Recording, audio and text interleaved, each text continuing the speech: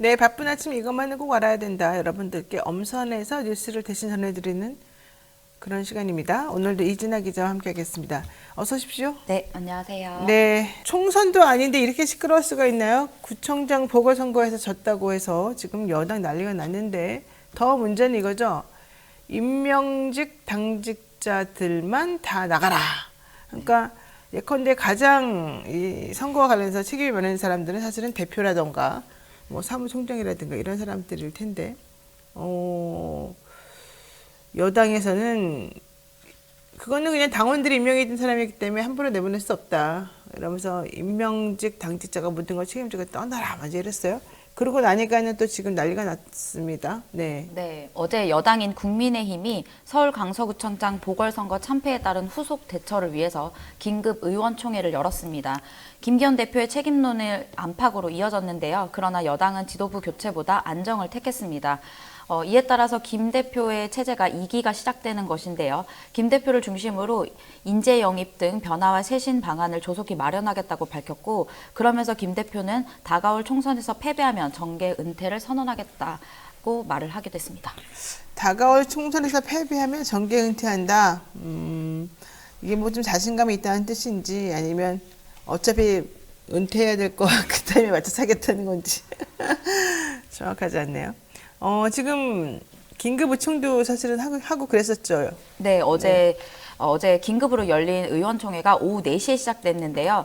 4시간 30분 정도 가량 진행됐습니다. 국민의힘 소속 의원 1명 중 80여 명이 참석해서 비공개로 진행됐는데요.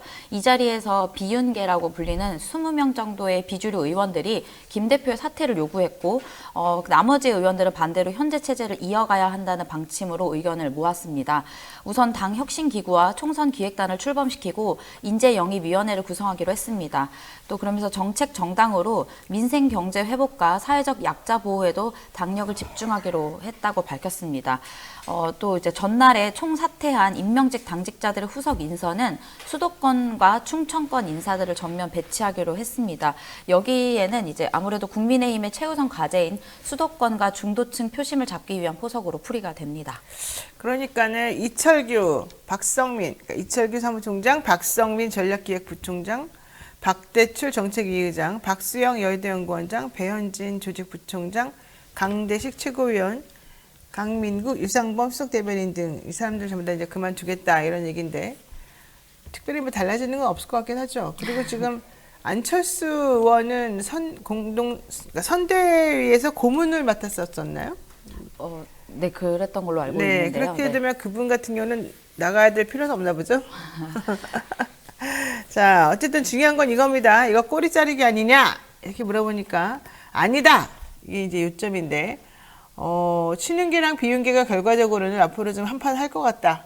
네, 이런 생각이 좀 듭니다. 네, 일단은 앞서 말씀하신 것처럼 8명이 임명직에 사퇴를 했고요. 그러다 보니까 아무래도 비윤계 쪽에서는 대표가 사퇴해야지 어떻게 이렇게 임명직에 다 사퇴를 하냐라고 했고요. 그래서 윤재욱 원내대표가 의총 결과 브리핑에서 당내 소통을 강화해서 의원들과 원내위원장을 비롯해 많은 분들과 의견을 수렴하겠고 또 그런 것으로 최선을 다하겠다. 통합형 당직 개편과 당과 정부의 소통을 강화하고 국민의 목소리를 가감없이 정부에 전달하겠다라는 입장을 밝혔는데요. 일단 김기현 체제가 이어지는 것은 아무래도 전날에 얘기했던 윤석열 대통령의 그런 얘기 때문인 것으로 보이는데요. 그동안 덤덤하다고 이제 밝혔었던 대통령실의 입장과 다르게 13일에 윤 대통령이 일부 참모들과 함께한 자리에서 선거 결과에서 교훈을 찾아 차분하고 지혜롭게 변화를 추진해 가는 것이 중요하다. 이러면서 쇄신을 당부한 것으로 14일 날 전해졌습니다. 이런 그 정치권 일각에서는 윤 대통령이 변화를 주문함에 따라서 국정 기조 변화와 인적 개편과 같은 강도 높은 쇄신안이 나올지 주목된다고 입장을 내놨습니다. 근데 그러면서도 이제 국정 기조가 과연 국민의 눈높이에 맞출 것이냐 이런 시각도 나오고 있습니다. 서병수 의원이 비명이죠. 5선이나 했는데 그 부산시장도 하고 이분이 이렇게 얘기를 합니다. 집권당 대표라는 자리는 당신이 감당하기 버겁다. 이건 이제 김기현 대표한테 나가라 이런 얘기 같고요. 나가라기보다는 내려놔라 이런 얘기고 최재형 의원도 이제 뭐 공천 이번에 거의 포기했으니까 할 말을 하는 것 같은데 임명직 당직자 사퇴는 국민 눈높이에 맞지 않다. 국민이 내린 사약을 야 이거 되게 표현이 멋있습니다. 나는 이상하게 생각하는 게 국회의원만 되면 다 표현들이 멋있어져. 누가 알려주나 봐. 국민이 내린 사약을 영양제나 피로회복제로 생각해서는 안 된다. 죽어야 산다. 이렇게 꼬집었습니다. 죽으란 얘기는 아니겠지 설마. 근데 중요한 거는 왜 실제 책임을 져야 될 사람들은 책임 안 지고 밑에 사람들한테 모두 책임을 전가하냐. 이게 지난번에 이태원 참사 때도 그렇고 이 정부의 특징인 것 같은데 이번에도 여실히 그런 모양이 보여졌습니다. 그렇지만 이철규 사무총장 등등등등등등등 이런 사람들은 진위가 왜곡되면 안 된다. 내가 지금 희생하지 않냐? 이런 얘기를 하고 있죠. 자, 그렇다면 대통령실 입장하고 대통령 발언 이런 것들이 조금 어떤 말이 나왔길래 국민의힘 내부는 이런 식으로 행동하고 있는 걸까요? 네, 아까 말씀드렸던 것처럼 선거 결과에서 교훈을 찾아서 차분하고 지혜롭게 변화를 추진해 가야 하는 게 중요하다고 했는데 차분하고 지혜롭게라는 말에서는 큰 변화보다는 지금의 체제를 유지하자는 그런 의도로 해석하는 분들이 많더라고요. 아무래도 그래서 김기현 대표가 계속해서 이어가는 게 아니냐 이런 해석을 내놓고 있습니다. 지금 김기현 대표 입장이 좀 곤란해질 것 같긴 한데 그래도 뭐 만약에 대통령이 시켜서 한 거였고 대통령 의중을 그대로 다 따랐었다라고 한다면 본인은 특별히 여기에 대해서 이렇게 책임을 크게 느끼지는 않을 수도 있겠어요. 구청장 선거이기 때문에 뭐 그런 것도 있겠지만. 근데 대통령은 그동안에 맨날 이거 내가 치르는 거다, 내 얼굴 보고 치르는 거다 이렇게 큰 소리 빵빵 쳤는데 좀 민망하겠습니다. 네, 그러면서 이제 그런 것 때문에 그런지 이제 그 상황의 심각성을 조금씩 인지하는 것처럼 보입니다. 그래서 참모들도 총선 채비나 이제 비서실장 교체설도 좀 나오고 있습니다. 그러니까 지금 무슨 얘기냐면은 지금 용산에는 줄줄줄줄이 지금 총선 나갈 대기자들이 있어요. 이 대기자들이 내가 어느 타임에 나가야지 인지도도 높이고 좀 당선 가능성이 높겠느냐 이거 계산하느라고 정신이 없는데 사실은 내가 들어보니까 좀 빨리 나가려고 그러더라고요. 왜냐하면 이 안에 들어있으면 아무래도 조금 운신의 폭이 좀 좁고 본인들이 선거를 본격적으로 준비하기가 좀 어렵다는 얘기거든요. 근데 이제 금방 또 빨리빨리 나가려고 하다 보니까 순서가 있는 거예요. 그래서 자기들끼리 한 3그룹 정도로 나눠가지고 너는 이 타임에, 너는 뭐 11월에, 너는 뭐 몇 월에 이렇게 정해놓은 것 같아요. 이제 그렇다 하더라도 아직 그게 확정은 아니었고 맨날 눈치 보고 이제 그런 상황이었는데 대통령이 변화를 주문했다? 국정 기조 변화와 인적 개편 같은 강도 높은 쇄신안이 나올 예정이다? 이렇게 만약에 말을 했다면 니네 빨리 내보내줄게 나가서 좀 열심히 싸워가지고 무조건 당선되라 이런 뜻으로 좀 보일 수가 있겠네요. 그렇게 되면 생각보다 공천 전쟁이 빨리 평안화되고 빨리 시작될 수 있다. 그것이 과연 민주당이나 국민들이나 혹은 국민의힘 누구에게 좋을지는 잘 모르겠습니다만 제가 들은 바에 의하면은 내부적으로 눈치 싸움이 지금 많고 어느 자리를 받겠느냐 이거 가지고 서로 얘기하는 게 많아서 생각보다 이게 이상한 방향으로 번질 가능성도 좀 있어 보인다. 그냥 제 개인 생각이었습니다. 자, 두 번째 여기서 또 이제 빠질 수 없는 인물이 한 분 또 나옵니다. 네, 윤석열 대통령과 단둘이 2~3시간씩 대화를 이어나가는 인물이 이제 알려졌는데요. 바로 김한길 국민통합위원회 위원장입니다. 대화 주제도 정치 현안부터 정책과 사소한 음식 이야기까지 다양하다고 알려졌습니다. 이런 얘기가 나오자 총선을 6개월가량 앞두고 여권에서는 김한길 위원장 중심으로 신당 창당설이 나오고 있습니다. 참 김한길 이 위원장이 참 특해요. 사실 뭐 민주당에서 오랫동안 계셨던 고문이기도 하고 뭐 대표도 하고 이것저것 많이 하셨던 분인데. 네. 그 노무현 대통령 예전에 전 대통령과 함께 이제 뭐 정계를 입문하게 되면서 두 사람이 그러면서 이제 그 1996년 15대 총선에서 새정치국민회의 의원으로 정치에 입문해서 다선 의원을 역임하기도 했고요. 또 소설가이기 때문에 또 문화관광부 장관을 역임하기도 했습니다. 국정의 주요 분야를 경험했고 선거를 앞두고 탈당과 창당을 많이 했기 때문에 또 이제 창당 전문가라는 별명도 있지만 정당 브레이커라는 또 별명도 있었죠. 네, 이 두 사람의 인연은 2013년 국회 법사위 국정감사 때부터 시작된 것으로 알려졌는데요.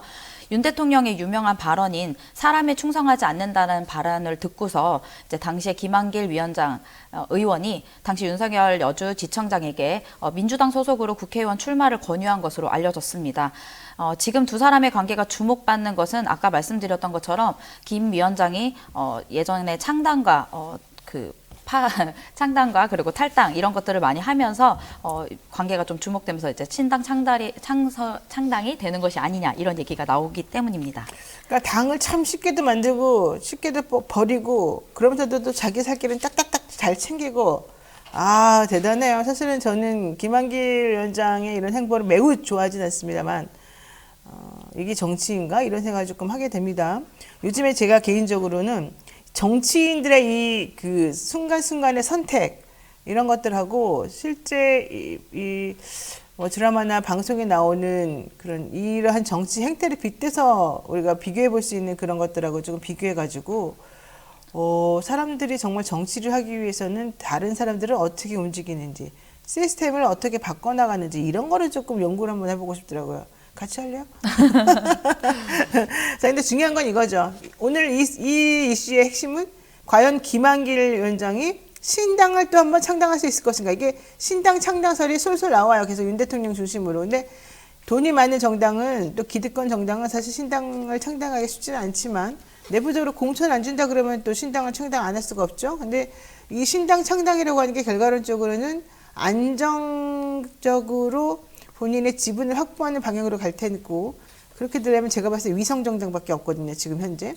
그러니까 내부적으로 어쩌면 위성정당을 만들어서 그 위성정당의 비례 사람들의 순위를 쭉쭉쭉 집어넣는 방식으로 서로 물밑 타협을 하는 이럴 가능성도 조금 있어 보이고 또 다른 방식으로의 뭐 창당이나 분당이나 이런 것들도 있어 보입니다. 아직까지는 이 머릿속의 구상 단계인 것 같긴 한데 김한길 중심의 정계 재편론 이게 사실은 좀 상당히 의미가 있습니다. 구체적으로 좀 정확히 어떤 행보를 보이고 있나 봐요, 요즘에? 지난 주말에 토요일에 강남에서 열린 2023 대한민국 다문화 페스타의 개회식에 참석해서 네. 윤 대통령과 관련된 그런 일화를 또 이야기도 했습니다. 그래서 올해 5월에 이제 김 위원장이 올해 5월 특위회의에서 윤 대통령과 이주민 문제를 진지하게 다룰 필요가 있다는 것에 공감했다고 밝히면서 그러니까 꾸준히 소통을 하고 있다라는 뜻으로 좀 보이는데요. 그렇지만 아직까지 김 위원장에서는 이제 뭐 창당 가능성을 좀 일축하고 있습니다. 근데 주말 내내 이런 내용이 나오고 또 이게 처음에 보도된 것은 중앙일보 발이었거든요. 이후에 다른 이제 언론에서도 제기를 하면서 여의도에서는 이미 김한길 위원장과 친당 창당이 좀 예상되고 있다 이런 얘기도 나오고 있습니다. 그러니까요. 근데 이분이 글쎄요. 저는 좀 아니오시다 이런 생각이 좀 들긴 하지만 어쨌든 뭐 본인들이 정치 구단이고 나는 이 동네의 모든 것으로 컨트롤할 수 있다라고 생각한다면 이 시점에서 신당 창당 얘기를 안 할 수도 없겠죠. 이분들 입장에서는. 제가 봤을 때는 구체적인 얘기는 제가 나중에 좀 더 취재한 다음에 얘기를 하겠습니다만은 이게 신의 한 수가 아니라 신의 악수가 될 수가 있을 것이다. 이제 그렇게 생각을 좀 해봅니다. 뭐 나중에 한번 얘기를 해보죠. 자, 지금 이게 사람들끼리 그 자기 지분, 정치, 지분, 그다음에 공익, 사익 이게 다 섞여 있게 되면 이게 만만치가 않더라고요. 이게 생각보다 비합리적인 결정이 되게 많이 나오고 뻔히 그게 아닌 걸 알면서도 그쪽 길로 갈 수밖에 없는 구조가 되더라고요. 이 정치가 그렇더라고요. 나도 그래서 요즘부터 다시 정치 공부를 한번 시작해 봐야 되겠다. 이런 생각 좀 해봤습니다. 자, 어쨌든 김한길 위원장이 나섰으면 김한길 위원장 플러스 나머지 플러스 알파들이 또 움직일 텐데 대통령하고 또 모종의 딜을 하고 있는 그런 모습이 보이기 때문에 어떻게 될지 모르겠네요. 자, 여기까지 하겠습니다. 이준혜 기자 수고 많으셨습니다. 네, 감사합니다. 네, 바쁜 아침 이것만은 꼭 알아야 된다. 여러분들께 저희가 엄선해서 뉴스 전해드리는 그런 시간입니다. 듣기만 해도 이해가 쏙쏙 되는 뉴스백 시간인데요. 오늘은 이진하 뉴스마트 기자와 함께 하겠습니다. 안녕하십니까? 네, 안녕하십니까? 네, 오염수 후쿠시마 원자력 발전소 방사능 오염수 2차 해양 방류가 시작이 됐어요. 오늘이 지금 17일인가요? 네. 상당히 오래전부터 시작이 됐는데 방류 일주일간 방류구 인근의 삼중수소 농도를 검출해 봤더니 엄청나게 지금 문제가 있다 이렇게 나온 거죠. 네. 후쿠시마 원자력 발전소 방사능 오염수의 2차 해양 방류가 지난 5일부터 시작됐습니다. 그런데 네. 방류 일주일간 방류구 인근의 삼중수소 농도가 검출 한계치를 4차례나 초과해 검출된 것으로 나타났습니다. 1차 방류 후에는 한 달여간 검출 한계치를 단 한 차례만 초과했던 이전의 추이와 다른 이례적인 현상인데요. 이 발표는 우리 정부의 브리핑이 아니라 도쿄 전략에서 나온 이야기입니다. 그러니까 도쿄 전략에서도 인정을 하고 있는 거네요. 방류 2차 해양 방류 일주일 동안 삼중수 농도가 검출 한계치를 4번이나 초과했다. 이건 매우 심각한 상황인 것 같은데. 네, 도쿄 네. 전략에서 매일 이렇게 화상으로 이제 회의를 하고 있는 걸로 알려졌는데요. 도쿄 전략이 15일에 공개한 삼중수소 농도 속보치 분석 자료를 보면요. 방수구로부터 약 200m 떨어져 있지만 가장 가까운 모니터링 지점에서 2차 방류가 이뤄진 뒤에 지난 7일부터 14일까지 약 일주일 동안 삼중수소 농도가 4차례 검출 한계치를 넘어선 것으로 나타났습니다. 도쿄 전략은 해당 해역의 해류 흐름이 주기적으로 바뀔 수 있으면서 그에 따라 수치 변동이 나타날 수 있다 이렇게 이야기를 했는데요. 사실상 이제 안전상의 문제는 없다라는 입장입니다. 그런데 이제 어쨌든 이 오염수라는 것을 바닷물과 섞어서 내보낸다는 것 자체가 일단 그게 섞인다고 해서 그게 희석되는 거는 아니라고들 말을 하거든요. 이제 많은 전문가들이. 근데 이제 도쿄 전략에서 문제가 없다라는 입장을 냈고요. 또 이런 문제가 계속되면은 인근 어민들이나 인접 국가의 국민들이 좀 불안감을 줄 것으로 예상됩니다. 아니 근데 방수구로부터 200m나 떨어진 곳에서 모니터링을 했는데도 지금 삼중수소 농도가 검출 한계치를 이미 넘어선 걸로 지금 나오고 있는데 그게 상관이 없다는 거예요? 그럼 검출 한계치 같은 거는 왜 정해나요? 어쨌든 바다에 섞이면 상관이 없다라는 식의 입장으로 이제 보이는데요. 우리나라 이제 정부에서도 이틀에 한 번씩 이제 브리핑을 한다고 지난번에도 한번 말씀드린 적이 있었는데요. 여기에 대해서 우리 이제 정부는 2차 방류부터 이틀에 한 번씩 이제 브리핑을 하고 있는 박구현 국무조정실 1차장이 어제 2차 방류에 특이사항이 없다. 이상치 판단 기준보다 낮기에 문제가 없다라면서 IAEA에 밝힌 입장을 입장을 똑같이 말한 것인데요. 결국에 우리 정부의 브리핑은 검출 한계치 초과 여부 등을 이제 밝히긴 했지만 원인 분석을 내놓는 도쿄 전략보다도 이제 좀 느슨한 설명을 해서 좀 논란이 되고 있습니다. 이해가 안 가는데요. 오염수 방류 이전까지는 삼중수소가 안 나왔었단 말이죠. 근데 오염수 방류하면서 삼중수소가 지금 한계치를 넘어선 것으로 계속해서 나오고 있는 중이라는 거죠. 네. 그런데 우리 정부는 아무 문제가 없다고 생각하고 있다? 그게 무슨 뜻입니까? 그럼 한계치 같은 거는 왜 정해놓은 것이고 그런 게 아무 문제가 없을 것 같으면 뭐 하려고 검사를 해요? 지금 말도 안 되는 소리들을 하고 있는 거지. 이 국무조정실 1차장 박구현 이 사람이 뭐라고요? 2차 방류에 특이사항이 없다? 이게 왜 특이사항이 없는 거죠? 특이사항이 있는 거 아닙니까? 게다가 이상치 판단 기준보다 낮으니까 문제가 없다. 아니 검출 한계치를 넘어섰다는데 그게 이상치 판단 기준보다 낮다는 게 도대체 무슨 논리입니까? 나는 도대체가 우리 정부를 이 오염수 관련해서는 믿을 수가 없는데 물론 여러 가지 다른 부분에서도 믿을 수가 없습니다만 특히 오염수 관련해서 믿을 수가 없는데 도쿄 전략은 정말로 그 당사자 이해관계 당사자라서 더 숨기고 싶어 할 텐데도 우리 정부보다 훨씬 더 심각하게 상황을 보도하고 있는데 우리 정부는 바로 옆에 있는 나라라서 괜히 선의의 피해를 보고 있는 중인데도 아무 문제 없다, 상관없다, 괜찮다. 계속 지금 그 얘기만 하고 있는 거잖아요. 네, 그리고 이제 도쿄 전략에서 추가적으로 이야기한 것 중에는요, 펌프에 있는 금속재 필터에 이물질이 끼어 있는 것 때문이라고 이제 설명을 했는데, 말도 안 돼. 네, 결국에 이제 해당 필터를 청소하는 조치를 취하겠다고 한 것인데요. 어떤 분이 그런 비유를 하더라고요. 빨대를 이제 아메리카노를 먹는데 오염된 빨대로 먹는 것은 이제 문제가 있고 그냥 오염된 아메리카노 그냥 마시는 것은 문제가 없냐 이렇게 이야기를 하더라고요. 결국에 이제 문제가 발생한 필터를 청소한다고 해도 어쨌든 그 해양 오염수가 해양에 방류되면서 문제가 되는 것은 계속 될 것이라는 것인데요. 또 그리고 이제 정부에서는 이런 가운데서도 오염수 방류가 안전하다는 식으로 이야기를 하면서 어제 국정감사에서도 주일 대사관과 함께한 그 인터뷰 질문에서 국민의힘 윤상현 대표가 기준치 180배에 해당하는 세슘이 검출된 우럭으로 한국 좌파들이 더 난리 났다며 일본 대사관이 자발적으로 언론인들과 가서 수산물 먹방을 한번 하면 그게 우려를 불식시키는 최고의 장면이 될 것이라고 말을 하기도 했습니다. 어이가 없네요. 윤상현 대표요? 지금 좀 장난합니까? 먹방하면 괜찮아진다니 무슨 말도 안 되는 소리를 하고 있어요. 지금 빨대가 더럽냐, 물이 더럽냐, 지금 이 논리예요. 예? 근데 지금 빨대가 더럽기 때문에 물은 괜찮은데 이 기준치 넘는 것으로 나오니까 상관하지 않겠다? 그럼 빨대 한번 바꿔보고 해보죠. 무슨 말도 안 되는 소리들을 하고 있는 건지 도대체 국민들이 다 나가서 어떻게 좀 아프고 뭐 어떻게 해야지 지금 다들 정신을 차릴 건가?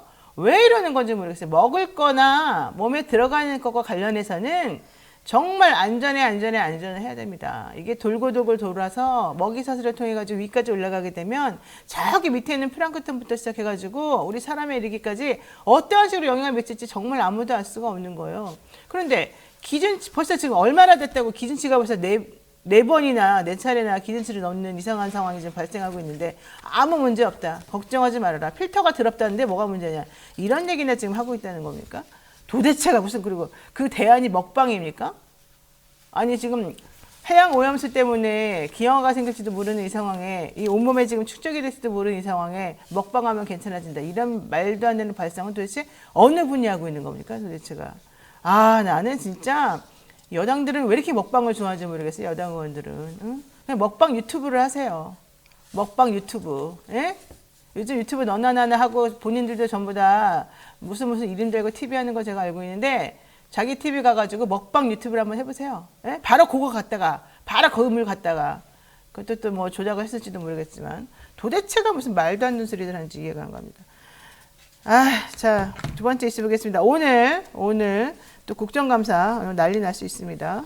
네, 계속해서 국정감사가 이어지고 있는데요. 어제는 국회 행정안전위원회가 서울시를 대상으로 국정감사를 진행했습니다. 민주당에서는 오세훈 서울시장이 이태원 참사에 책임이 있다고 강하게 지적했고, 국민의힘에서는 박원순 전 시장이 당시 시민단체 지원금을 많이 줬다 이러면서 이제 반발하면서 공방이 오갔습니다. 아니 시민단체 지원금을 준 게 뭐가 문제라는 거예요 지금. 그 시민단체들이 횡령했대요. 에? 배임을 저질렀대요. 뭔 소리들 하는 거야 지금. 그 우파 보수 유튜버 단체들한테 엄청나게 많이 해마다 지금 계속해서 돈을 막 지원금 쏟아 붓는 거는 생각도 안 하십니까? 그리고 이태원 참사랑 시민단체 지원하는 거랑 도대체 무슨 상관입니까? 아 정말 내가 이해가 안 가가지고. 지금 네. 오세훈 시장 내가 딱 봤을 때 발을 슬슬 빼고 있어요. 이 정부랑 같이 안 가겠다고 하는 지금 딱 낌새가 보여요. 뭔 줄 알아요? 홍범도 장군 이전과 관련해가지고 나는 반대한다 지금 계속 그 얘기하고 있고요. 네. 그다음에 여당에서 집중적으로 얘기하고 있는 것들에 대해서 직접적으로 언급하지 않으면서 자기는 옆에 마치 구경꾼처럼 좀 서 있어요. 방관하는 모습으로. 왜? 직접적으로 나에게 공격을 하지 말아라 이런 취지이고 나는 얘네들하고 좀 다르다. 이걸 보여주려는 거거든요. 이번에 오 시장 이태원 참사 관련해가지고 눈물 흘리고 사실 그것도 무슨 악어의 눈물인지 진짜 눈물인지 내가 잘 모르겠습니다만은 그분 여기에 대해서는 본인이 뭔가 좀 발을 빼기가 어려운 상황이 있어요. 왜냐하면 초창기 때 지금 본인이 그 당선되고 난 다음에 했던 행보가 사실은 상식적으로 납득이 안 가는 부분이 많았거든요. 이번에도 지금 그 얘기를 지적했던 거 아니겠습니까? 네, 일단 민주당 이해식 의원이 오 시장이 정무적 도의적 책임이 있다고 생각해 기자회견 때 눈물까지 보였다고 생각한다며 이태원 참사 1주기가 다가오는데 오 시장은 이태원 참사 유가족들과 한 번도 공식적으로 만난 적이 없다 이렇게 지적을 했습니다. 그러자 오 시장은 상상 이상으로 접촉을 자주 하고 있다 이러면서 이제 정무 부시장을 통해서 여러 번 만남을 가졌다고 밝혔는데요. 그러니까 직접적으로 만나지 않은 것을 계속 지적하자 오 시장은 유가족들의 단호한 입장은 대리인으로 된 분 이외에는 접촉을 안 하겠다는 원칙을 세웠다 이렇게 하면서 반박을 했습니다. 오 시장은 이게 문제가 아니에요. 정무 부시장을 여러 번 만났건 본인이 직접 만났건 이게 중요한 게 아니라 실질적으로 이태원 유가족들에게 그 참사의 희생자들을 위해서 아무것도 안 해준 거는 물론이고 그분들이 자발적으로 영정 좀 가져다 놓고 정말로 애도의 마음을 좀 표현하고 싶었을 때 대집행한다 그러면서 이거 빨리 치우지 않으면 니네들한테 과태료 물겠다 이러면서 협박했던 사람이에요. 오세훈 시장이. 정무 부시장이 만나고 안 만나고 중요한 게 아니에요. 본인이 내가 이 참사 가족들을 만나려고 하는데 그들이 나를 안 만나줬다. 지금 이따위 말을 하고 있을 때가 아니에요. 오세훈 시장은. 에? 여기 보세요. 유족들의 단호한 입장은 대리인으로 선정한 분 외에는 접촉 안 하겠다는 원칙 때문에 내가 어떻게 할 수 없었다. 이게 지금 본인의 변명이잖아요. 네. 그럼 왜 그랬겠어요, 그분들이? 오세훈 시장이 전부 다 해결해주고 책임을 인정하고 내가 여기서 분향소라도 세워가지고 제대로 하겠다라고 해줬으면 유족들이 바보입니까? 미쳤습니까? 그런 거에 대해서 고맙다고도 안 그러고 난 그래도 너 안 만날래 이렇게 하겠습니까? 말이 안 되는 거잖아요. 왜 본질은 어디다 대고 자꾸 쓸데없는 얘기들을 하면서 사건을 호도합니까? 본말 전도도 정말 말도 못하게 지금 본말 전도가 이루어지고 있고, 자식들 생태 같은 애들 국가가 보호해주지 못해가지고 그 길거리를 가다가 깔려서 죽었는데 그 부분에 대해서 사과하는 사람 한 명도 없고, 예? 시장이라는 사람은 애들 유도하게 애에 대해서 애도하겠다고 그랬더니 그거 세워놓은 거 빨리 안 치우면 내가 진짜 돈 물리겠다 이딴 말이 나고 협박이 나고 있고, 이게 바로 대한민국의 현실이었다는 겁니다. 지금 12구 참사 얼마 안 남아가지고 지금 다시 한번 불안감에 휩싸였겠죠, 그분들은. 왜냐하면 오 시장은 지금 유족들이 또 어떻게 공격해올까, 내기전에 어떻게 뭐라고 말할까, 이거 아마 고민하고 있을 거예요. 그런데도 불구하고 본질은 어디 가고 쓸데없이 뭐 부시장을 만났네 안 만났네 이런 거 가지고 자기가 할 일 다 했다? 이런 식으로 말하는 건 진짜 아닙니다. 입장을 바꿔놓고 보세요. 당신 자식이 그랬다고 생각해 보세요. 말이 안 되는 거예요. 이거는 자식이 있는 사람들 혹은 자식이 없다 하더라도 대한민국의 젊은이들이 미래가 제일 중요하다고 생각하는 사람이라면, 또 내지는 국민을 생각하는 지도자라면 이런 식의 태도를 취하는 건 매우 부적절하고 매우 옳지 않습니다. 자, 국감에서 또 무슨 얘기했습니까? 네, 그거 추가적으로 좀 더 얘기하면요. 오 시장과 관련돼서 이제 서울광장에서 설치된 이태원 참사 분향소와 관련해서는 마냥 1, 2년씩 있을 수 없다면서 자진 철거를 유도하고 다른 곳에 이제 분향소를 마련하겠다 이런 입장을 밝혔습니다. 그리고 앞서 제가 말씀드린 것 중에 이제 박원순 전 시장의 그 시민단체 지원 관련한 내용인데요. 이거는 오 시장이 취임한 이후부터 계속해서 이제 카르텔 이런 식으로 이야기를 했었는데 국민의힘의 조은희 의원이 지난 6년간 시민단체에 지원된 시비나 구비를 보면 총 332억 원에 달한다면서 이 중에 시민단체 인건비만 233억 원이라고 얘기를 했습니다. 그러면서 부패 커넥션이 있는지 감사나 수사 의뢰를 해야 한다고 강조했습니다. 아니, 시민단체에 지원해 주는 게 뭐가 문제죠? 지금 시민단체에 지원하는 것 자체가 문제가 아니라 시민단체마다 골고루 그게 배분이 되었는지, 그 돈들이 제대로 그 단체 목적에 맞게 쓰였는지 이런 것들을 확인하는 게 중요하죠. 시민단체에 돈을 줬다는 걸 가지고서 문제를 삼으면 안 되는 거죠. 예? 그리고 시민단체라고 하는 게 당연히 인건비가 많이 들어가죠. 사람들이 들어가서 일을 해야 될 거 아니겠습니까? 사람들이 모여서 일을 하라고 하는 게 바로 시민단체고, 그러다 보니까 당연히 최소한의 필요 경비들은 들어가야 되는 거고, 그게 바로 인건비로 나가는 겁니다. 도대체가 이걸 가지고서 부패가 있는지 없는지 확인해야 된다? 왜 부패 얘기를 갑자기 여기서 합니까? 무조건 시민단체는 돈 받으면 다 부패하는 겁니까? 무슨 부패 커넥션을 확인한다뇨. 뭐 객관적으로 드러난 게 있어서 지금 이런 말 하는 거예요? 도대체 왜 이러는 거예요? 그냥 시민단체가 보조금 받으면은 그 사람 다 범죄자라고 생각하는 거예요? 예? 그러면은 뭐 다른 사람들, 우파나 자기네들이 지지하는 사람들한테 막 갖다 퍼주고 그 사람들이 돈 쓴 거는 왜 검사 안 해요? 그 사람들은 왜 잠재적 범죄자로 취급하지 않아요? 왜 그래요 도대체가? 예? 왜 이렇게 편파적이고 왜 이렇게 균형 감각이 없어요? 그리고 사람들이 왜 이렇게 진짜 답답하게, 지도자라는 사람이 특히 대권을 꿈꾸는 사람들이 왜 이런지 모르겠어요. 국회 법사위 지금 여러 가지 측면에서 서로 충돌할 수밖에 없는 상황인데 행안부 장관 얘기하면서도 또 서로 또 그랬다면서요? 네, 민주당의 장관 검사 탄핵에 대한 공방도 이어졌는데요. 네. 민주당에서는 이상민 행안부 장관에 대한 탄핵을 추진했다가 현재 기각됐습니다. 헌재에서. 이후 이재명 대표 수사에 맞선 검사 탄핵을 또 추진 중인데요. 여기에 유상범 국민의힘 의원이 이재명 대표의 사법 리스크 방탄 대응하는 탄핵이라는 비난을 많이 받고 있다. 이 장관의 탄핵으로 행안부가 6개월 이상 정지됐는데 소위 소 잡는 칼로 닭을 잡는 게 아니라 병아리를 잡는 탄핵이 난무한다 이렇게 비판을 했습니다. 아이고 답답합니다. 예. 오늘 수원지검 이재명 대표 그 재판 관련해서 혹은 수사 관련해서 엄청나게 서로 이제 공방이 오고 갈 예정인데 한번 봅시다. 정말 무엇이 진실인지를. 왜 이런 일이 인디언식 기후제가 계속해서 일어나는 것이고 왜 그쪽에 그냥 모든 화력을 집중해서 도대체 우리는 사건 처리를 할 수가 없는 상황이 됐는지 이해가 안 가고요. 법사위 최상방 사건 가지고 또 난리 쳤다는데 정말 돌아가신 그분만 안타까운 상황이 돼버렸습니다. 네, 이탄희 의원이 한마디 했네요. 네, 이탄희 의원이 이제 최상병 관련해서는요, 국방부와 정부가 비상식적이고 국민을 무시하는 발언을 많이 했기 때문에 특검 찬성 입장이. 네, 특검 찬성 입장에 대해서 이런 여론이 나오고 있다 이렇게 이야기를 했습니다. 네, 특검 찬성 입장이 과반이 넘었습니다. 왜 과반이 넘었겠느냐? 정부가 비상식적이고 말이 안 되는 소리 하기 때문이다. 우리는 그 정부가 싫다. 이게 바로 여론이다. 이렇게 말하고 있는 거죠. 자, 어쨌든 여기까지 해야 될 것 같습니다. 이진혜 기자 수고 많으셨어요. 네, 감사합니다. 네, 바쁜 아침 이것만은 꼭 알아야 된다. 이런 뉴스들만 엄선해서 대신 정리해드리는 그런 시간이죠. 듣기만 해도 이해가 쏙쏙 되는 뉴스픽 시간입니다. 이진아 기자 어서 오십시오. 네, 안녕하십니까. 자, 첫 번째 이슈 얘기하겠습니다. 법사위 등 12개 상임위 국감이 어제 있었습니다. 국정감사 8일차였었습니다. 근데 결론적으로는 이재명 대표에 대한 얘기를 또 안 할 수가 없죠. 이재명 수사 가지고 또 공방이 날카로웠다. 이런 얘기 들리던데요. 네, 12개 상임위가 열렸는데요. 거의 모든 국감 자리에서 이재명 더불어민주당 대표의 수사 문제를 놓고 대립각을 세웠습니다. 먼저 국민의힘에서는 민주당이 대장동 비리를 윤석열 게이트로 조작했다고 주장했고 김만배 신앙님 허위 인터뷰 의혹에 이 대표가 연루돼 있다고 말했습니다. 반면 민주당은 이 대표에 대한 검찰의 연이은 수사 및 기소 상황을 지적했고 검찰이 사건을 부풀리고 있다고 맞받아쳤습니다. 더불어 이 대표가 연루된 쌍방울 그룹 대북 송금 의혹 수사 책임자인 이정섭 수원지검 2차장 검사와 관련 의혹도 제기됐습니다.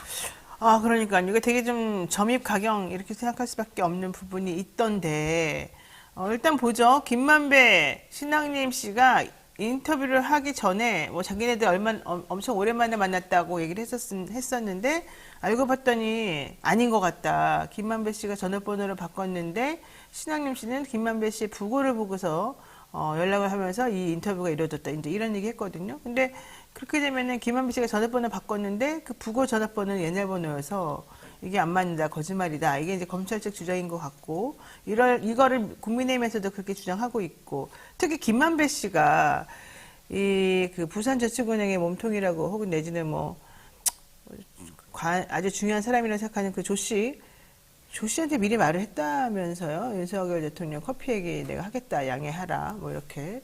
그래서 이제 그런 것들도 좀 문제가 되고 있고, 어쨌든 수원지검에서 아주 그냥 탈탈 터는 것도 옳지 않다 이런 얘기도 하고 있고 지금 중요한 부분은 그 부분이고 그러다 보니까 수원지검 2차장 검사 이정석 검사 얘기가 나옵니다. 네.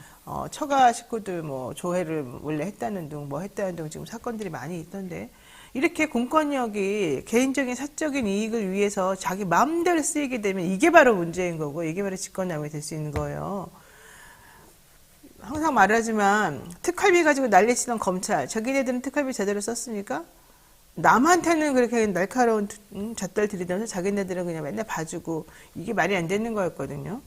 자, 법사위 국감에서 이 송경호 서울중앙지검장에 대한 얘기도 또 나왔습니다. 네. 송경호 서울중앙지검장이 이재명 더불어민주당 대표 관련 수사에 대해서 백현동 사건, 공직선거법 위반 사건, 대북 송금 사건 등 한 건 한 건 모두 중대 사안이고 구속 사안이다 이렇게 이야기를 했고요. 김영배 민주당 의원이 대북 송금 사건을 수원지검에 돌려보낸 것을 거론하면서 역대급 꼼수 아니냐 하나로 자신이 없으니까 이것저것 다 붙여서 그럴듯하게 포장해서 시도한 것이다 이렇게 이야기를 했습니다. 네. 그러면서도 이제 민주당에서는 빈털터리 수사 무능하다 뭐 이런 식으로 얘기했고요. 그래서 송 지검장이 그랬더니 그럼 의원님 말씀대로 그 세 건을 건건이 별도로 구속영장을 청구했어야 하느냐 이런 식으로 이제 답을 했는데요. 앞서 말씀하신 이정섭 수원지검 2차장 검사에 대한 의혹은 김영배 민주당 의원이 김의겸 민주당 의원이 제기를 한 것인데요. 위장 전입 그리고 세금 체납, 사적 신원 조회 등의 의혹을 제기했습니다. 그러자 2차장 검사는 위장 전입은 맞지만 나머지는 모두 사실이 아니다 이렇게 해명을 했습니다. 또 중앙지검장도 막 직접 등판해가지고 여러 가지 좀 부적절해 보이는 그런 말을 하던데 요즘은 제가 옛날에 연수원 처음 들어갔을 때부터 배웠던 그리고 변호사 초창기 할 때에 알고 있던 그런 거하고 다 달라져가지고요. 옛날에는 우리는 피해사실 공표는 정말 안 되는 거고 또 나한테 불리하다 하더라도 그것이 사실이고 정당한 거면 그거는 꼭 사람들에게 알려줘서 착각을 하지 못하게 만들고 왜곡하지 말게 해야 되고 우리 그런 게 있었고 아무리 사람이 그래도 기본은 지켜주자 뭐 이런 게 있었거든요. 근데 요즘은 그런 게 하나도 없어져가지고 왜 이렇게 세상이 변했는지 저는 정말 우리 동네 우리 법조계의 이 상황 자체가 이 분위기가 물이라고 하자 보통 물이 너무 나빠졌다 이 얘기를 안 할 수가 없는데 그게 어디서부터 잘못됐냐 밑에 변호사들부터가 아니라 그 위에 있는 권력을 가진 분들부터 좀 이상한 행동 많이 하더라 사적인 이익을 너무 많이 취하더라 이런 느낌을 제가 받았는데 아마 그런 것들이 또 좀 문제가 되는 것 같아요.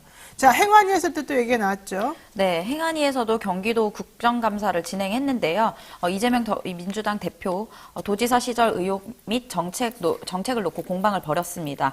민주당에서 이제 공세를 퍼붓자 국민의힘에서 공세를 퍼붓자 민주당은 이 대표에 대한 검찰 수사가 과도하다는 취지로 맞섰습니다. 정우택 국민의힘 의원이 김동연 경기도지사에게 취임 후에 법카 사용이나 이런 것들 전반적인 것에 대해서 감사 관시를 통해 경기도 자체 검사를 한 적이 있냐 이렇게 물어봤더니 자체 감사를 한 적이 있냐? 네, 감사를 한 적이 있냐 이렇게 물어봤더니 김 지사는 법카에 대해서 저희가 감사를 하고 수사 의뢰한 것으로 알고 있다며 제가 오기 전에 감사했고 결과에 최소 61건에서 최대 100건까지 사적 사용이 의심된다고 해서 업무상 횡령 배임으로 경찰청에 수사를 의뢰했다고 밝혔습니다. 네. 취임 후 법카 사용. 이런 거 진짜 문제가 될 수 있겠군요.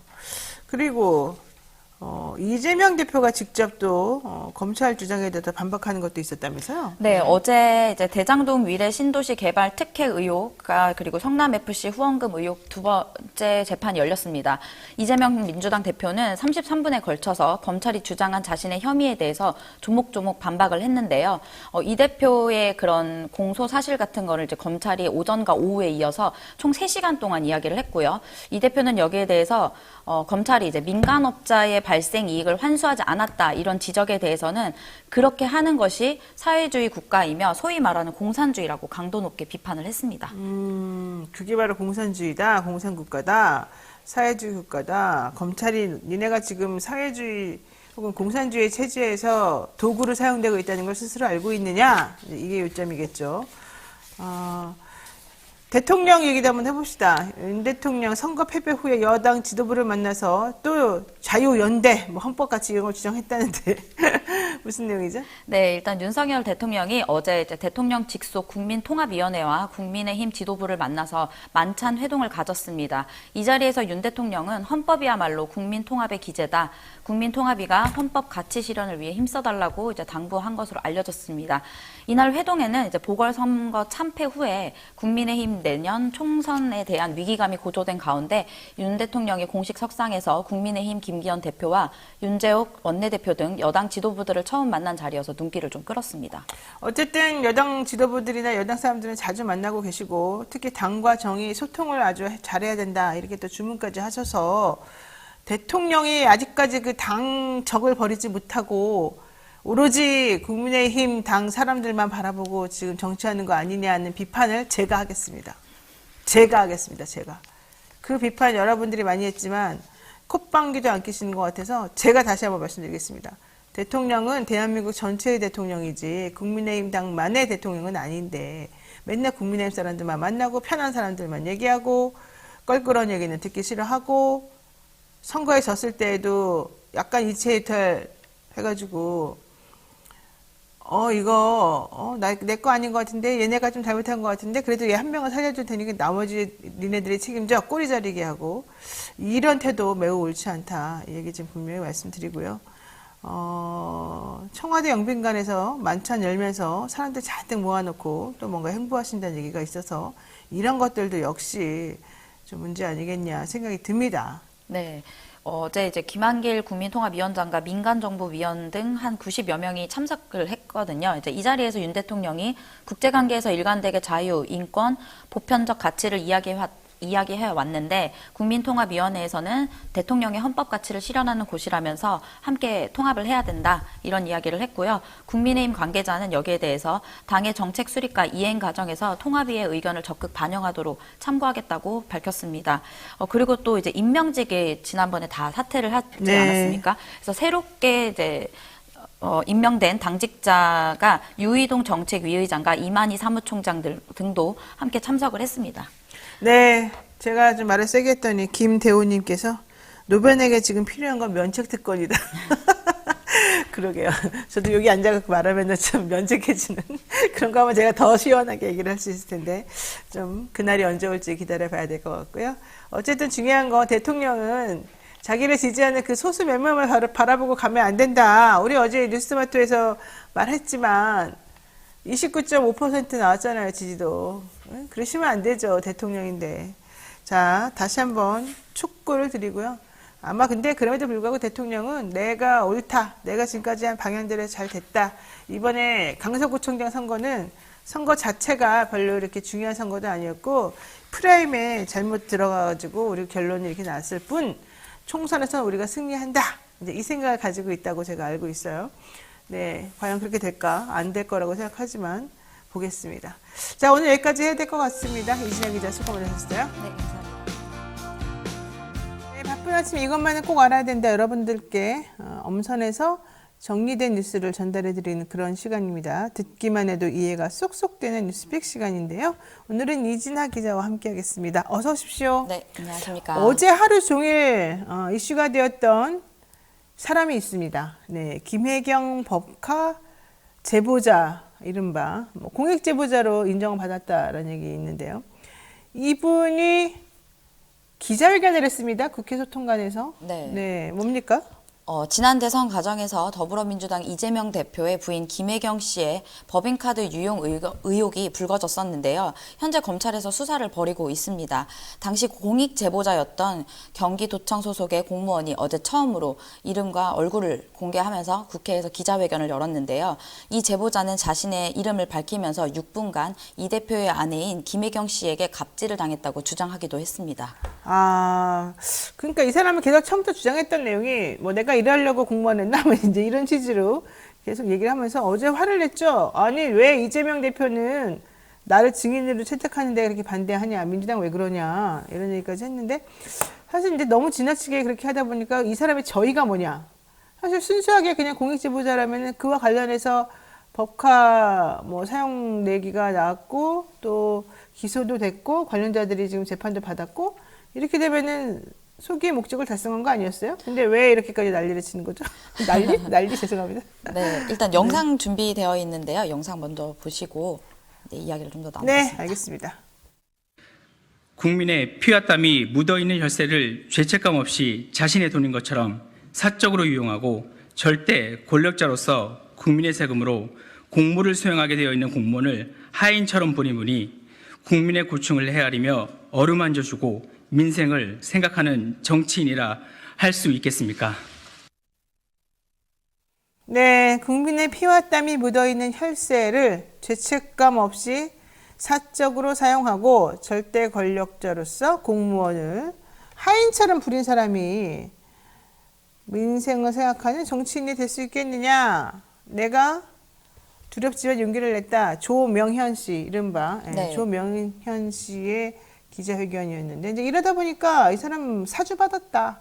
사실은 이런 얘기까지 지금 나오고 있는 상황 아니에요? 네, 이분이 이제 전 경기도 별정제 공무원이라고 밝혔고요. 네. 이분은 이제 조 씨는 김혜경 씨가 공무원을 하인처럼 대한다라고 밝히면서 이재명과 김혜경 그리고 그의 가족 수발을 드는 공무원의 월급과 그들의 배를 채워주며 그 외 개인적 사용에 값을 지불한 우리 모두가 피해자라고 이제 밝혔습니다.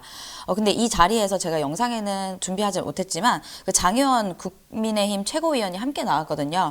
그러면서 뭐라고 했냐면 자신이 이제 조 씨가 국감에 나가서 이 내용을 밝히려고 했는데 민주당에서 막았다 이렇게 말하자 장해찬 최고위원이 이게 방탄국회가 아니면 대체 무엇이 방탄국회입니까? 이러고도 더불어민주당이 약자와 서민을 위한다고 말할 자격이 있습니까? 이렇게 이야기를 했는데요. 사실 이 이야기는 앞서 이제 여야가 오는 권익위원회 대상 국정감사에서 국민의힘이 권익위 일반 제보자를 참고인으로 부르자고 신청을 해서 일단 합의를 했습니다. 그런데 구체적인 좀 내용을 살펴보니까 조명현 씨가 대체 누구냐 이렇게 이제 보좌관들이 찾아봤더니 이제 그 김혜경 씨의 법카 사용 관련한 제보자였고 민주당에서는 이 사실을 모른 상태에서 합의를 했기 때문에 여당에 이거 합의를 좀 취소를 해야 되겠다라고 이야기를 하면서 사실상 여당도 그것을 합의를 했기 때문에 증인을 채택하지 않기로 둘 다 합의를 합의를 한 것입니다. 이거는 이제 앞서 정무위원회에서 여당과 야당이 여야가 이제 그런 정쟁으로 지나치게 가는 것을 막기 위해서 서로가 합의한 내용 때문에 그렇게 한 것인데요. 그래서 이 자리에서 간사가 나온 것이 아니라 정무위의 여당 간사가 윤한종 의원인데 그분이 나온 것이 아니라 장해찬 최고위가 나와서 말을 한 것인데요. 그리고 이제 그 기자회견에서 한 말 중에 장 최고위원이 민주당이 똘똘 뭉쳐서 조 씨의 국감 증인 출석을 막았다. 이렇게 이야기한 건 사실상 가짜 뉴스가 됩니다. 그렇군요. 자, 이 조 씨는 무엇이 두려워서 제가 국정감사 참고인으로 나가는 것을 기필코 뒤엎어 무산시키는 것인가? 이렇게 얘기를 하고 장해찬 위원이 도와주고 있습니다. 최고위원이. 이게 방탄국회 아니면 뭡니까? 민주당이 약자와 서민을 위한다고 말할 자격이 있습니까? 이제 이렇게 얘기를 했는데, 여기에 대한 댓글이 재밌네요. 김영찬님께서 이 조명현 씨도 별정직으로 사실은 그때 들어갔던 거잖아요. 네. 그러니까 별정직이면 자기도 특혜로 취직이 된 건데 뭐 잘했다고 이런 얘기 좀 하고 계셨고요. 다니엘라님, 오마카세는 괜찮은가요? 이런 얘기도 얘기했고요. 자, 징기스칸 님도 뭐 말씀해 주시고 계시고, 여러 가지 지금 김영희님 이런 얘기하네요. 갑질할 인성들이 아니다. 차떼기 세금을 막 쓰고 있는 것들이나 수사해라. 고속도로나 수사해라. 뭐 이런 얘기도 지금 하고 계시는데, 이게 처음에 이제 그 합의해 주는 사람이 김정민 위원장이라고 그러네요. 예, 그러면서 또 이제 김정민 위원장이 또 뭐 비명계의 대표 주자처럼 얘기되고 있는 상황 아니겠습니까? 근데 그러다 보니까 좀 오해가 있는 것 같은데요.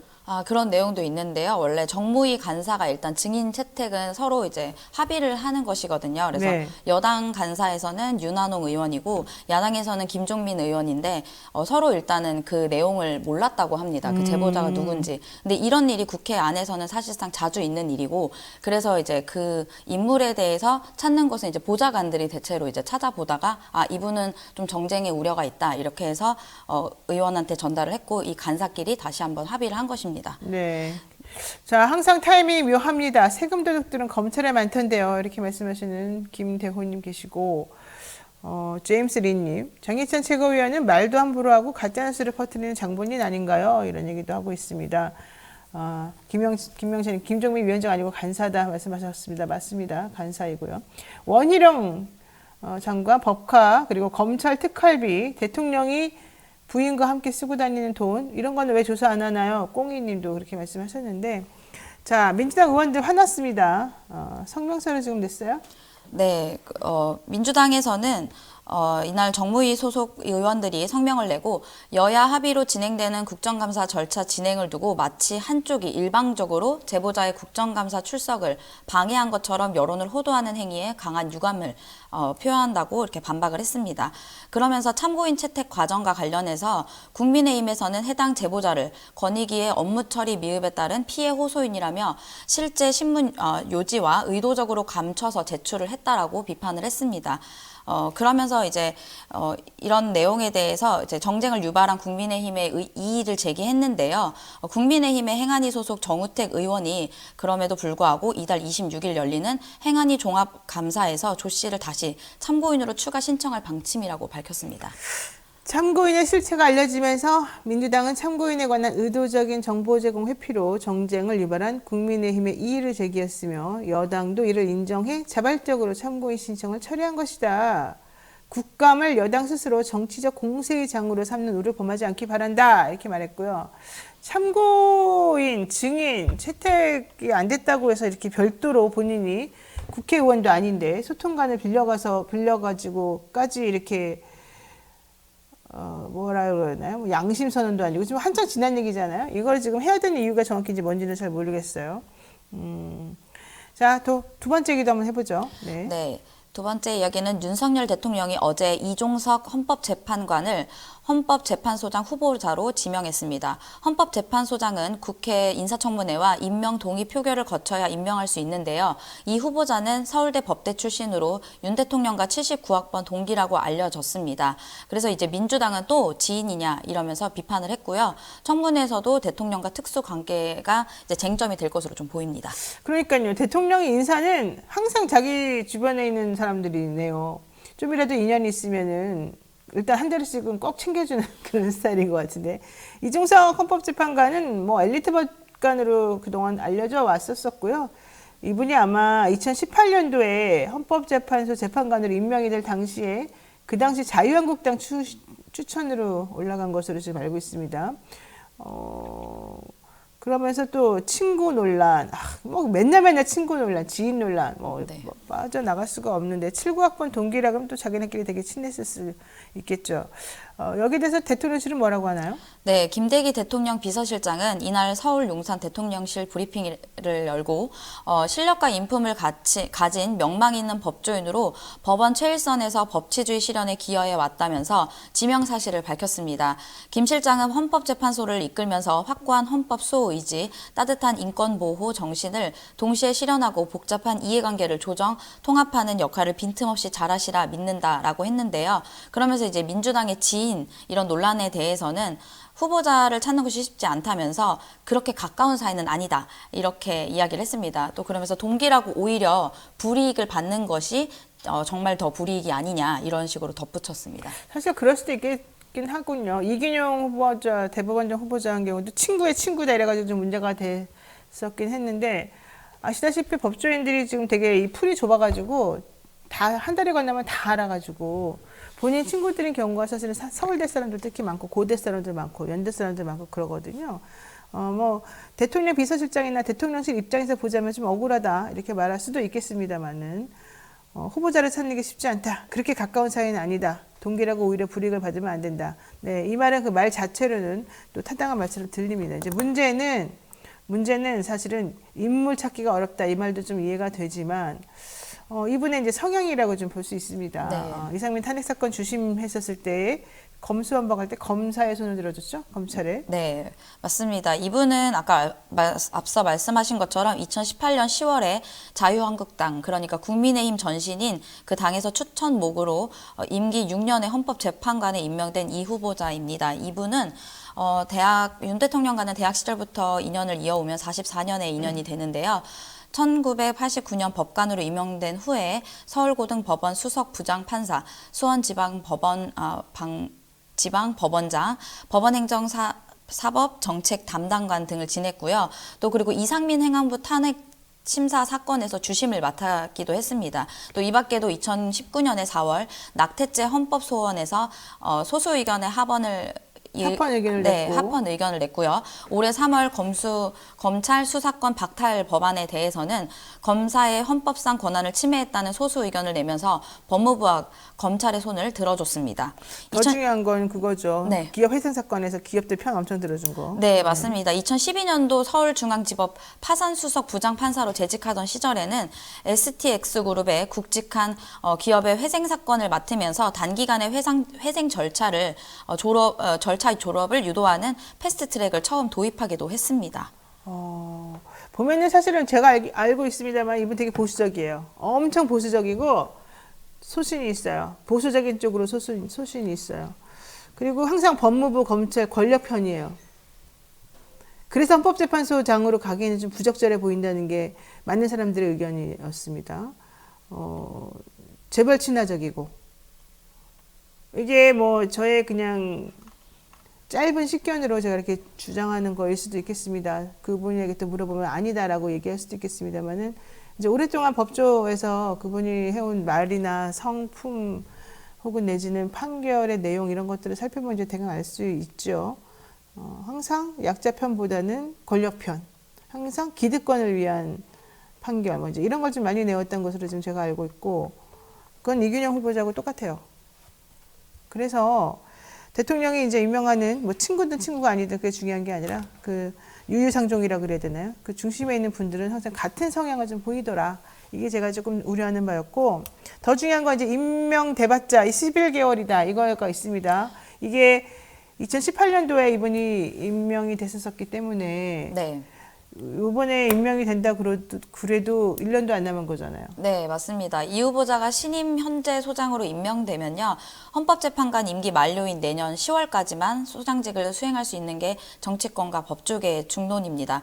하지만 대통령실 고위 관계자는 그래서 고민이 많았다라면서 후보자를 찾는 것이 어렵다면서 임기가 1년밖에 안 남았지만 과거에도 그런 사례가 있었고 일단은 임기 연장에 대해서는 아직 논할 것은 아니다, 이렇게 일단은 이야기를 했습니다. 자, 어떤 분들 혹은 아니 사실 어떤 분이 아니라 많은 분들이 임기 연장을 지금 벌써 대통령실에서 얘기하고 있는 것은, 그리고 임기 얼마 안 남은 사람을 굳이 이렇게 하려고 하는 것은 대통령 임기가 지금 얼마 안 남았지 않습니까? 3년 5개월 정도 이제 남았는데 네. 그 임기 이후에 벌어질 후폭풍을 지금 막고자 하는 거다. 지금 이제 이런 얘기가 사실 있거든요. 왜냐하면 이종석 후보자가 헌법재판 소장이 되고 나면 내년에 임기가 맞춰질 때쯤에 한번 이제 연임시켜 줄 가능성이 있어요. 그렇게 되면은 그로부터 상당한 기간 동안에 헌법재판소를 장악을 하게 되고, 그때에 2년 정도 있다가 이제 대통령이 임기에서 내려오게 되면 공식적으로, 그렇게 되면은 이제 그때부터 벌어질 후폭풍을 사실은 헌재나 이런 데서 이제 막아줄 것이 있기 때문에, 사실은 그래서 되게 중요하게 대법원장도 마찬가지고 이 헌재도 마찬가지고 지금 대통령실에 고민을 하고 있는 거거든요.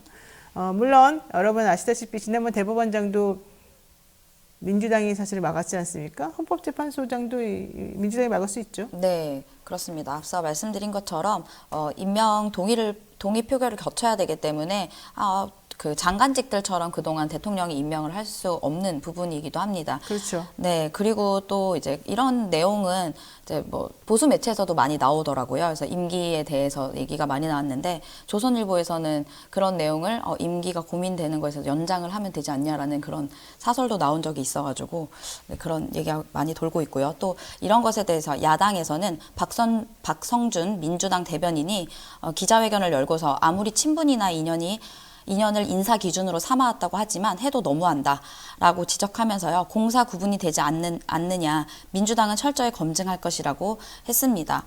그러면서 한 가지 어제 제가 전했던 소식에 조금만 더 덧붙여서 하나만 더 소개를 해드리면요.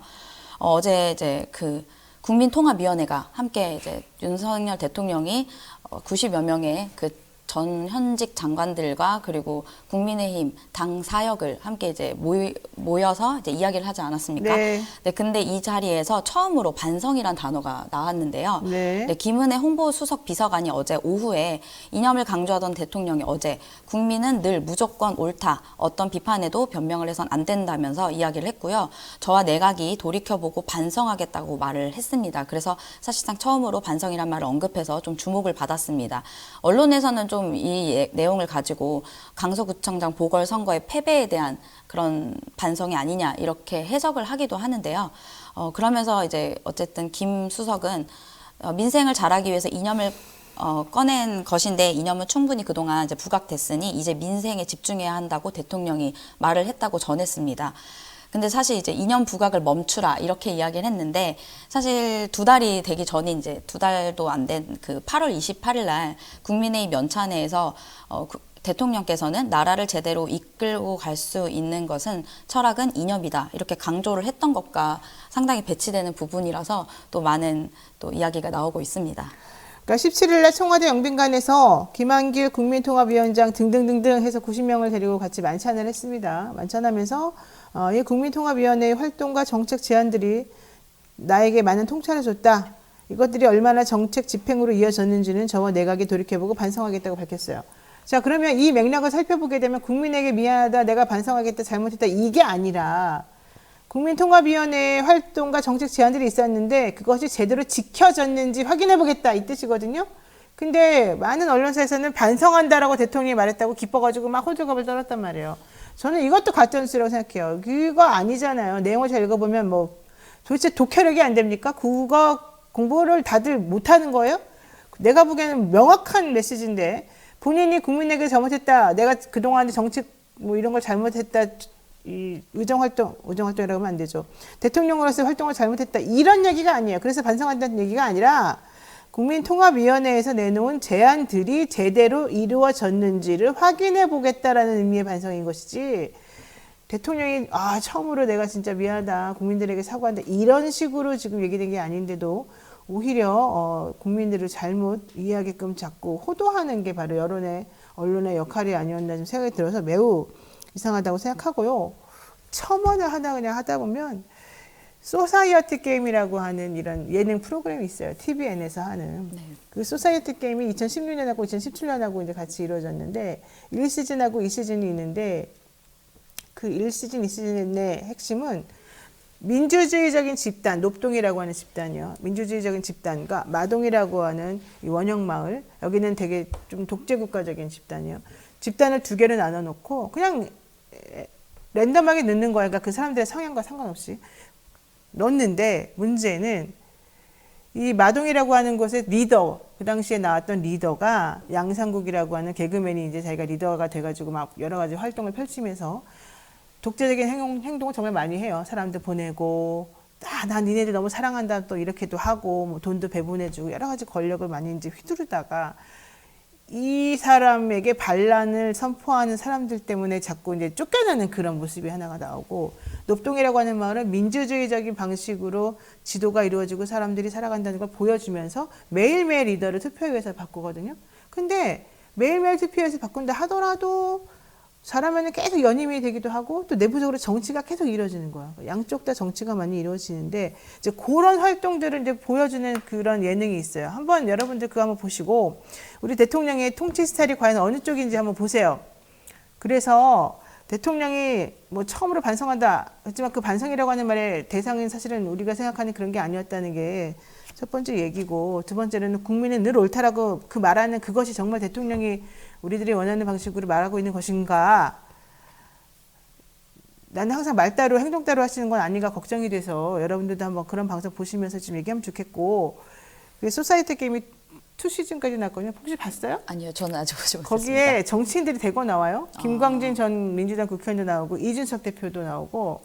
네. 이준석 전 대표는 그런 프로그램 종종 잘 나오는 것 나오더라고요. 같습니다. 그때 네. 아주 되게 산뜻하게 나오는데, 또 거기에 장동민 씨라고 또 더 지니어스라는 프로그램에서 1등한 사람도 나오고 다 나오는데, 개그맨들이 다 나오는데, 문제는 이게 정치적인 영향력을 행사해서 사람들을 속여서 잘 이 상황을 헤쳐나가고 본인의 권력을 유지하는 그런 걸 누가 잘하나, 얼마나 머리에 좋게 현명하게 혹은 내지는 그냥 편법을 써서 잘하냐, 이걸 보는 프로그램인데, 너무 웃기게도 그 정치인들은, 그 두 명의 정치인들, 이준석과 김광진, 1회부터 막 탈락돼버리고 아무런 정치적 영향력도 행사하지 못하고 다른 사람들하고 연합하지도 못하고 사람들하고 못 어울리더라고요.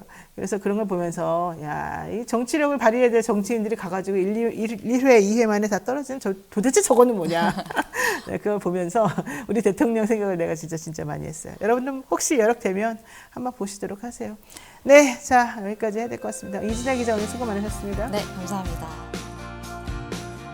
바쁜 아침에 오늘 꼭 알아야 될 뉴스들만 엄선해서 제가 대신 정리를 해드릴게요. 듣기만 해도 이해가 쏙쏙 되는 뉴스픽 시간입니다. 이진하 기자와 함께하겠습니다. 안녕하세요. 네, 안녕하세요.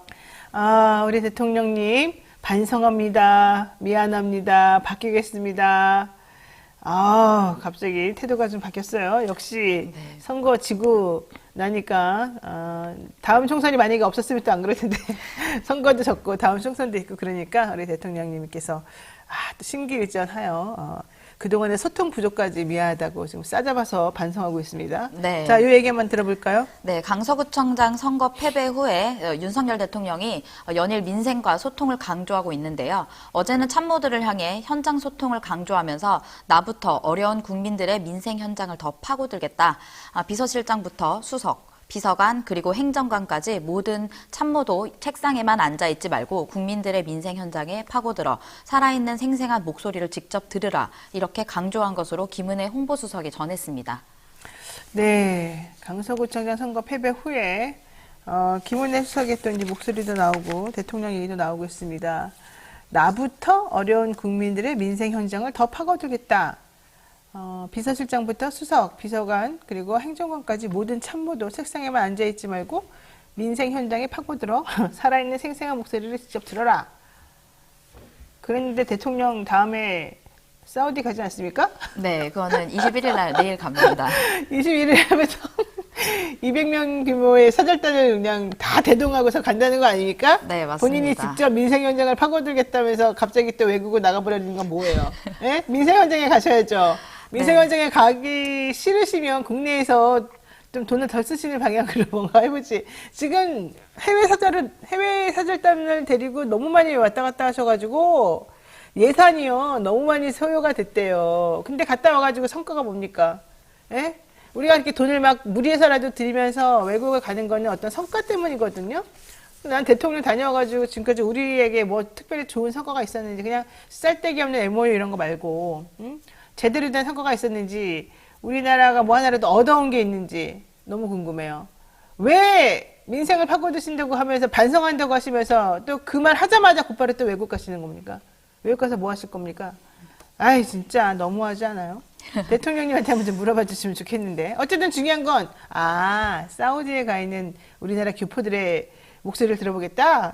네, 뭐 그런 것도 그런 있을 것도 것 있을 수 같고요. 있네요. 일단은 네. 유 대통령이 강조한 것은 해외 순방도 민생을 돌아보는 것이다 이렇게 이야기한 적이 있었기 때문에 그러니까. 그런 일환이 아닌가 이런 생각도 또 듭니다. 바로 그거예요. 해외를 네. 돌아다니는 것도 민생 현장에 가는 것이다. 네. 내가 가는 곳은 어디나 다 나의 집무실이다. 야, 진짜 너무 심합니다. 네, 그리고 또 이제 소통은 지난해 11월에 중단된 도어 스태핑 이후에 없었기 때문에 여기에 대한 지적이 좀 있었던 것을 대통령께서도 들으셨던 모양입니다. 어제 충북대 개신문화관에서 열린 필수 의료 혁신 전략 회의의 마무리 발언에서 스스로 소통 지적에 대해 많이 반성하고 있다라는 발언도 했는데요. 대통령은 저보고 소통이 부족하다고 지적하는 분들이 많아서 저도 많이 반성하고 더 소통하려고 한다. 우리는 선거를 위한 정치가 아니라 국민을 위한 정치를 해 나가야 한다. 이렇게 강조를 했습니다.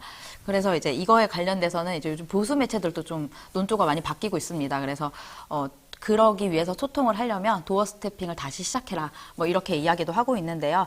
사실 뭐 기자들이 뭐 저희들도 이제 취임 1주년 기자회견도 할 것이라 예상을 했지만 그것도 하지 않았기 때문에 기자들도 묻고 싶은 게 굉장히 많기 때문에 도어 스태핑을 다시 시작해 주시면 어떨까 이런 생각도 하게 됐습니다. 그러니까 제가 지금 궁금한 게 딱 그거였어요. 그 소통 부족에 대해서 내가 반성한다까지 나왔잖아요. 그래서 어떻게 하겠다는 거예요? 그 다음 말이 나와야 되잖아요. 네. 근데 그 다음 말이 안 나와요. 소통 부족에 대해서 반성합니다. 해외 나가겠습니다. 이렇게 돼요. 아니 그렇게 되면 소통 부족이었고 세상 1주년 취임 기념사도 제대로 얘기하지 않으면서 기자들로부터 질문을 안 받잖아요. 질문을. 네. 그리고 본인이 그렇게까지 주장했던 게 뭐예요? 나는 출근길에 도어 스태핑 하면서 오바마처럼 뭔가 아주 그냥 자연스럽게 각본 없는 그런 드라마를 찍으면서 각본 없이 대한민국의 이 생생한 목소리를 듣고 나도 생생하게 대답하겠다. 나는 그래서 다른 대통령이 다르다. 이런 주장을 계속 해왔었는데 얼마 하다가 기자들이 본인에게 좀 곤란하거나 본인이 대답하기 어려운 질문 한다고 갑자기 화내고 도어 스태핑 안 하고 늦게 출근하고 막 그랬었잖아요. 그러면서 바이든 난리만 가지고 괜히 막 화내고 그랬잖아요. 네. 그러고 난 다음에 지금 얼마나 많은 시간이 지났어요. 거의 뭐 1년 한 2, 3개월이 다 지나갔는데 그 기간 동안도 아무것도 안 하고 반성한다고 했으면 반성에 대한 대책을 마련해서 얘기를 해줘야 되는데 그런 것도 없이 그냥 맹탕으로 반성합니다. 이러면 아무 소용이 없다고요. 근데 우리 국민들이 참 신기한 게 그렇게 그냥 반성합니다만 해도 대통령을 너무 사랑해. 대통령에 대한 지지도가 올라가는 거예요. 물론 소폭이지만 대통령이 나 앞으로 소통 더 열심히 할게요. 내가 반성합니다. 이 말 했더니 세상에 그렇게 조금이라도 올라갈 수가 있어요. 그러니까 얼마나 감지덕지하고 고마워하고 있는 거예요. 대통령 말 한마디 한마디에. 야, 우리 정말 나는 우리 국민들 보면 정말 신기하고 참 사람들이 순박하구나 착하구나 이렇게 말들을 잘 믿는구나 이 생각했는데 대통령님 말로만 그치지 마시고 정말 제대로 된 소통을 위해서 구체적 플랜을 얘기를 해주시고 도어 스태핑 반드시 해주시기 바랍니다. 지금 기자들이 질문할 게 너무 많고요. 기자들이 질문하는 건 결국 우리 국민들 대신해서 물어보는 거니까 국민들이 말하고 싶은 게 너무 많다는 거 잊지 마시고요. 꼭 사우디 갔다 오셔가지고 최소한 정 안 되면 11월부터라도 다시 한번 해주세요. 거기 이렇게 칸막이 해놓은 거 다시 다 치우시고 우리 자료도 좀 마련해 주시고요. 네, 자 그다음 얘기하죠. 네. 네, 이거 조금 더 말씀을 네, 드리면요. 네. 사우디랑 이제 카타르의 경제인과 4박 6일 국빈 방문을 하는데요. 뭐 올해 아까 말씀하셨던 것처럼 참 순방을 많이 간다 이런 얘기가 있는데 올해 순방비가 이제 249억 원이 있었는데 그것을 모두 소진하고 예비비로 329억을 추가 편성했다고 이제 알려졌었죠. 그래서 이제 소통과 민생을 강조하던 윤 대통령이 내일부터 또 이렇게 해외를 나가게 되는데요. 이번에 이제 사우디아라비아와 카타르를 이제 국빈 방문하는 것은 우리나라 대통령으로서는 처음이라고 합니다. 그러면서 이번에 삼성전자 이재용 회장과 정의선 현대자동차 그룹 회장 등 139개사 기업인들과 함께 한다고 알려졌습니다. 아유, 윤 대통령 순방 너무 자주 간다. 이 얘기는요, 우리만 하는 게 아니에요. 외국에서도 그러더라고요. 윤 대통령님은 정말 외국을 좋아하시는구나. 네, 해외에서도 많이 알려졌다고 네.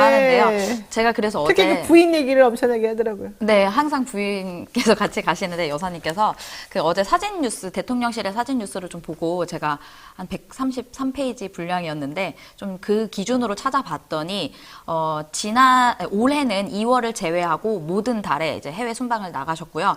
또 지난해에는 취임한 다음 달인 6월부터 그리고 9월, 11월 이렇게 두 달에 한 번꼴로 순방을 나셨습니다. 더불어 세일즈 외교라는 이름을 많이 하셨잖아요. 그래서 그 이름 아래 매번 역대급 경제인과 순방을 동행했는데 뭐 많게는 130개 이제 기업인들과 함께 하기도 했고요. 이번에도 근데 마찬가지로 좀 많은 기업인들과 함께 하는데 이번 순방은 한국과 사우디아라비아 투자 포럼, 미래기술 파트너십 포럼, 건설협회 50주년 기념식 등 연일 경제 행사를 소화하면서 양국 경제 협력의 중요성을 강조할 예정이라고 합니다. 근데 이제 중동으로 가시니까 지금 또 전쟁도 있고 굉장히 민감한 사안이잖아요. 그래서 지난번에 이란이 가장 아랍에미리트에 가서 이제 이란은 주적이다 이렇게 한 발언처럼 이번에는 좀 그런 실수가 없이 잘 돌아오시길 바라는 마음입니다. 네, 이번에도 139개사 기업인들과 함께 하는 걸로 알려져 있고 다달이 가고 있습니다. 다달이 여러분 2월 빼고 다달이 매달 가고 있어요. 매달. 예? 지금 경제 엉망진창이라고 그렇게 말하는데 매달 그냥 몇백만씩 끌고 돌아다니고 있어요.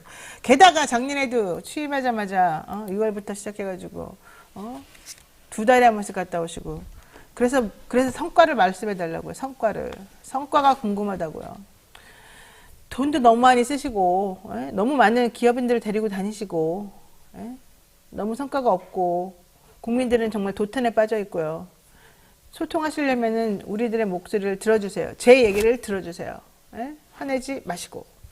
자, 왕자 어린님께서 또 저에게 응원을 해주셨습니다. 모두가 우리 뉴스토마토를 응원하고 있습니다. 고맙습니다. 네, 이렇게 또 많이 보내주셨네요.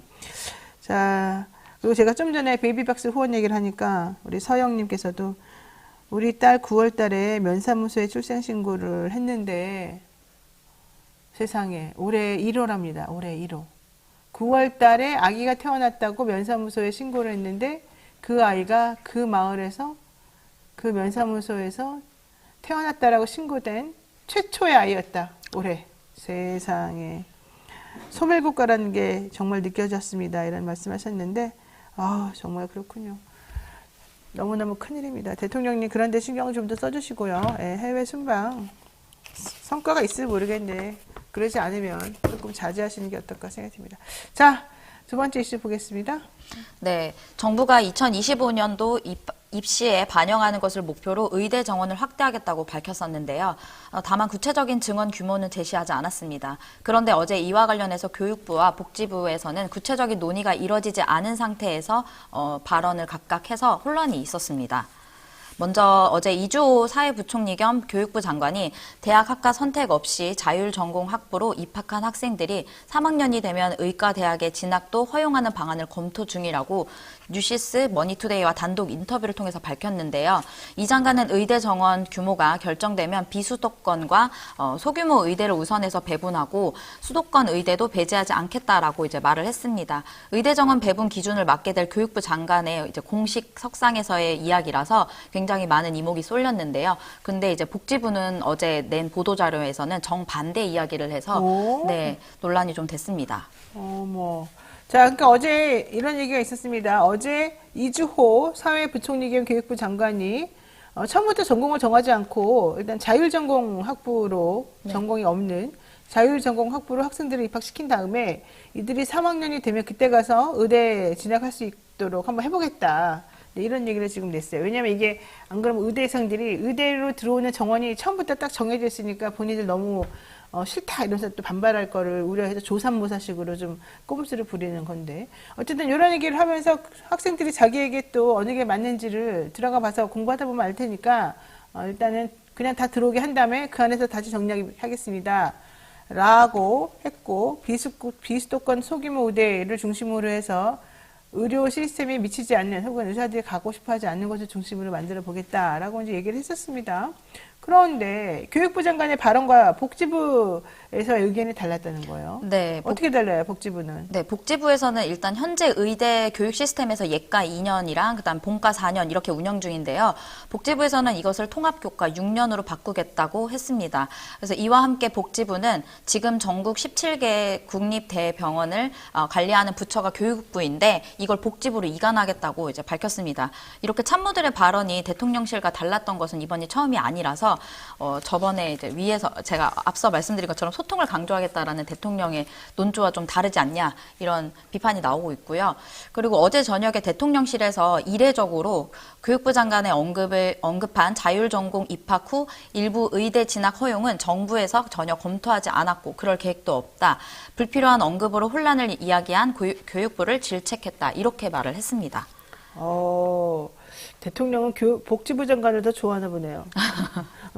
교육부 장관 이렇게 세게 혼이 났습니까? 예, 안 그래도 지난번에 이 킬러 문항 관련해가지고 이 수능 모의고사 보는 거 등등등등 일련의 여러 가지 해프닝 때문에 교육부 장관 진땀 많이 흘렸다 이런 얘기 들었는데 오늘 또 혼이 나고 있군요. 네. 대통령실에서 이렇게까지 부처를 지목해가지고 질책했으면 되는 거지. 또 질책했다. 너네들 알아라. 이렇게 공개하는 것도 좀 웃겼어요. 네, 그걸 또 저녁에 브리핑 계획 없이 이제 갑자기 출입 기자단에게 그러니까. 이제 예고 없이 이제 브리핑을 하게 돼서 사실상 이런 발언들이 결국에 교육부 장관이 이주호 장관을 겨냥한 것이 아니냐 이런 이야기도 나오고 있습니다. 이주호 장관, 교육부 장관이 돼가지고 말이야. 자율전공 입학 후 일부 의대 진학 허용 이런 거 우리가 얘기한 적도 없는데 어떻게 혼자 나가가지고 앞서가서 그런 쓰잘데기없는 얘기를 하십니까? 불필요한 말을 하니까 애들이 정신이 없는 거 아니에요? 이렇게 혼을 내줬다는 얘기인데 이주호 장관님 좀 있으면 또 경질되겠군요. 미리 인사드릴게요. 지난번에 국방부 장관하고 똑같네요. 또 어떤 그 과정에서 일이 벌어질지 모르겠습니다만 이주호 사회부 총리인가요? 이 부총리는 사실 그렇게 슬퍼할 필요도 없어요. 지난번에 그 킬러 문항하고 대통령하고 이게 소통 안 되고 막 서로 싸우고 그럴 때 난리 났었을 때 대통령이 심기가 매우 불편했으나 참아준 거거든요. 그것도 웃기잖아요. 그것도 솔직히 말해가지고. 대통령의 심기 불편을 우리가 이해하지 못했었지만 교육부 장관이 이 눈치를 좀 채고 영민하게 대처했어야 되는데 그런 거 잘 못해가지고 또 심기를 불편하게 만들었었다. 그래서 우리가 불안하다 이제 이런 얘기 했었는데 결국은 그래도 좀 본인이 수습을 잘해서 갑자기 태도를 딱 대통령의 입맛에 맞는 말을 많이 하면서 그 코드에 딱 맞게 대처를 해줘서 좀 어느 정도 수면 아래로 가라앉았다 싶었는데 결국은 또 이렇게 망쳐놓는군요. 뭐가 망치는 건지 정말 제가 잘 모르겠습니다만 난 이거 아주 좋다고 생각했는데 모르겠네요. 자, 오늘 여기까지 해야 될 것 같습니다. 이진혜 기자 수고 많으셨어요. 네, 감사합니다.